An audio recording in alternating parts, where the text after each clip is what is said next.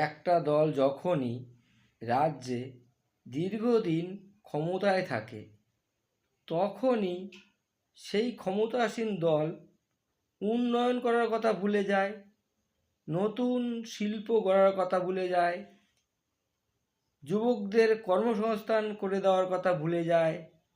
তারা একটার উপর জোর দেয়, তারা একটা প্রচারের উপর জোর দেয়। তারা কি বলে জানেন? বলে আমাদের বিধায়ককে ভোট দেবা না, আমাদের এমএলএকে ভোট দেবা না, দিও না। কিন্তু আমাদের এই পঞ্চায়েত সদস্য, আমাদের পঞ্চায়েত সমিতির সদস্য, আমাদের জেলা পরিষদের সদস্য, সব জায়গাতে আমরা আছি। আমাদের সাংসদ, অর্থাৎ ভোটের পরে তোমরা কোথায় যাবা?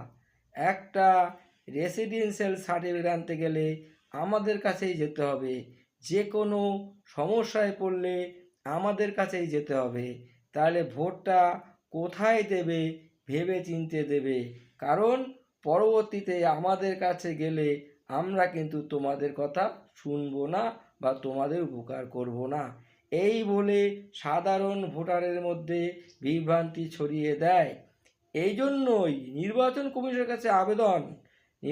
কমিশনের কাছে আবেদন, সব ভোট, সাংসদ ভোট, বিধায়ক ভোট, পঞ্চায়েত ভোট, পৌরসভার ভোট, জেলা পরিষদের ভোট, পঞ্চায়েত সমিতির ভোট একদিনে করলে তাহলে এই প্রচার তারা আর করতে পারবে না।